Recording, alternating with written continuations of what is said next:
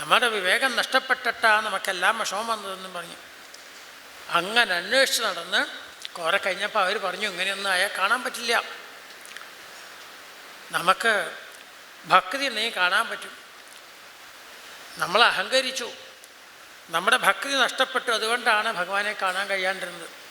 അതുകൊണ്ട് നമുക്ക് ഭക്തി ഉണ്ടെങ്കിൽ ഭഗവാൻ മുമ്പിൽ വരും എന്നും പറഞ്ഞ് എല്ലാവരും കൂടി ഭഗവാനെ വിളിച്ചുറക്കെ കരഞ്ഞു. അത് അവസാനം അവർ പറഞ്ഞു, ഞങ്ങളേതായാലും അന്വേഷിച്ച് നടക്കണില്ല. അന്വേഷിച്ച് നടക്കുമ്പോഴാണ് ഞങ്ങൾ കാണാതിരിക്കാനായിട്ട് കൃഷ്ണൻ ഇങ്ങനെ ഓടി ഓടി നടക്കണ്ടേ.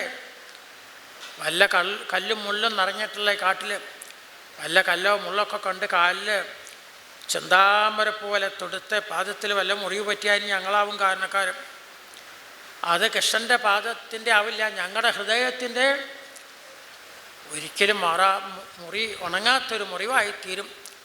കൃഷ്ണാന്നും പറഞ്ഞ് ഒന്നും സംസാരിക്കാൻ പോലും വയ്യാത്തൊരവസ്ഥയിൽ അവരെത്തി. അപ്പോഴാണ് ഭഗവാൻ അവരുടെ മുമ്പിൽ മന്മഥനായിട്ട് ദർശനം കൊടുത്തു എന്നാണ്. ഇനി അവർക്ക് ഒരിക്കലും തെറ്റിദ്ധാരണ വരില്ല, അത്ര ശുദ്ധമായി അവരുടെ മനസ്സ്. ഇങ്ങനെയുള്ള അത്ഭുതമായ ചരിത്രങ്ങൾ ഇതൊക്കെ പ്രാർത്ഥനയുടെ ഇതുണ്ട്. തദേവഹാരം, എന്തൊന്ന് കേട്ടാലാണോ വിഷയങ്ങളിലേക്കൊന്നും മനസ്സിൽ പോവാതെ പോകുകയാണെങ്കിൽ തന്നെ സർവ്വത്തിലും ഭഗവാനാണ്. സർവം ഖല്വിദം ബ്രഹ്മ ആത്മൈവേദം സർവം ആത്മൈവേദം സർവം ആത്മൈവേദം ബ്രഹ്മ അയമാത്മാ ബ്രഹ്മ എന്നൊക്കെയുള്ള സാർവതം ഭഗവത് രൂപം തന്നെ. സർവം ഖല്വിദം ബ്രഹ്മ എന്ന് പറയുമ്പോൾ പുരാണങ്ങൾ പറയും സർവം വിഷ്ണുമയം ജഗത്, രണ്ടിനും അർത്ഥം ഒന്ന് തന്നെ. ഈ ഒരവസ്ഥയിലേക്ക് എത്താനായിട്ട് ഇങ്ങനെയാണ് ഭഗവാന്റെ അത്ഭുതമായിട്ടുള്ള ലീലകൾ. വീണ്ടും തുടർന്ന് പല അനുഗ്രഹങ്ങളും എല്ലാം നമുക്കൊരു സന്ദേശം തരുന്നതാണ്. വേദസാരം എന്ന് പറഞ്ഞല്ലോ, ആദ്യം നമ്മൾ അനുസ്മരിച്ചു, ഇന്ന് ചെയ്യണം, ഇന്നത് ചെയ്യരുത്.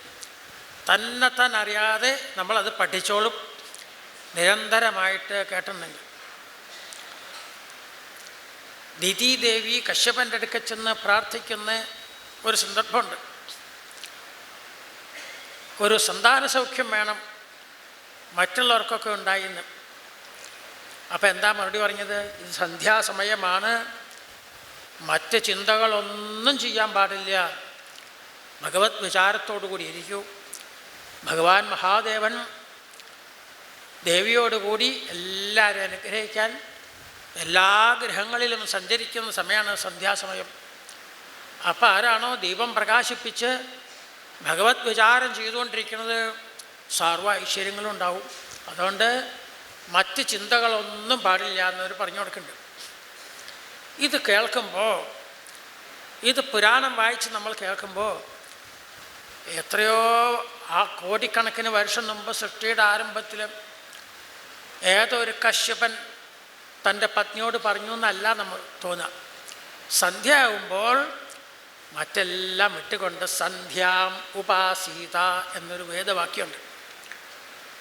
സന്ധ്യാസമയത്ത് 3 സന്ധ്യകൾ, പ്രാതസന്ധ്യ, മധ്യാഹ്നസന്ധ്യ, സായം സന്ധ്യ. ഇതിൽ പ്രാതസന്ധ്യയ്ക്കും സായം സന്ധ്യയ്ക്കും കുറച്ചധികം പ്രാധാന്യം. ആ സമയത്ത് നിങ്ങൾ നല്ല വിചാരം ചെയ്യണം. ഭഗവാൻ അത് അനുഷ്ഠിച്ച് പഠിപ്പിക്കുന്നുണ്ട്. നാരദ മഹർഷി അത് കണ്ട് പറയേണ്ട 69ാമത്തെ അധ്യായത്തിൽ. എല്ലാ ഗൃഹത്തിലും ചെല്ലുമ്പോൾ ഭഗവാൻ ഓരോ തരത്തിൽ ഗൃഹസ്ഥധർമ്മം അനുഷ്ഠിച്ചുകൊണ്ടിരിക്കുകയാണ്. എന്തൊക്കെ ചെയ്യണം അതൊക്കെ ചെയ്തുകൊണ്ടിരിക്കും. അങ്ങനെ പല ദിക്കിൽ നടന്നു നോക്കുക. ഒരു ദിക്കിൽ ചെന്നപ്പോൾ ഇതിഹാസ പുരാണാനി ശൃണ്വന്തം മംഗളാനി ച. ഒരു ഗൃഹത്തിൽ ചെന്നപ്പോൾ ഭഗവാൻ പ്രഭാതത്തിൽ ആ സ്നാനാദികളും മറ്റ് കർമ്മങ്ങളും കഴിഞ്ഞ് പുരാണ ഇതിഹാസങ്ങൾ ഒരാചാര്യനിരുന്ന് വായിക്കുന്നു. ഭഗവാൻ അത് കേട്ടുകൊണ്ടിരിക്കുക. ഇതിഹാസ പുരാണാനി ശൃണ്വന്തം മംഗളാനി ച, അതാണ് ചെയ്തുകൊണ്ടിരിക്കുന്നത്. അപ്പോൾ അതിൽ നിന്ന് ഇങ്ങനെ ഓരോന്ന് കേൾക്കുമ്പോൾ മനുഷ്യൻ അതിൽ നിന്ന് എന്ത് പഠിക്കണം? ഇത് അന്നൊരു ഉപദേശമല്ല, എന്നേക്കായിട്ട് ഭഗവാൻ ഓരോ കാര്യങ്ങൾ നമ്മുടെ കർത്തവ്യങ്ങൾ ഓർമ്മിപ്പിക്കുകയാണ്. മറ്റ് പലതുകൊണ്ടും മറന്നു പോകുന്ന കർത്തവ്യങ്ങൾ നമ്മളെ ഓർമ്മിപ്പിക്കുകയാണ്. അതാണ് കഥകളിൽ കൂടെ. കഥാനാമ ശാസ്ത്ര ചർച്ച എന്ന് ആദ്യം പറഞ്ഞല്ലോ, അങ്ങനെ ചെയ്യുന്നത്.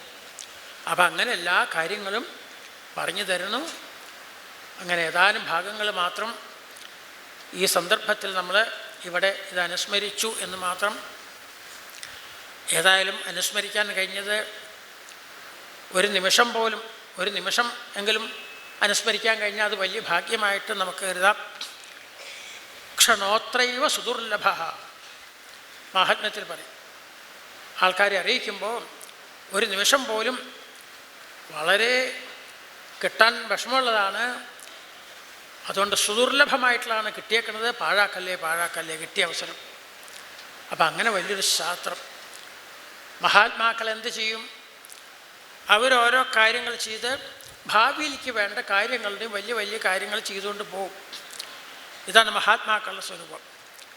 ദേവഹൂതിയുടെ ശരീരം നദിയായിട്ടൊഴുകി ബിന്ദുസരസ്സിൽ ചെന്ന് ചേർന്നു എന്നാണ്.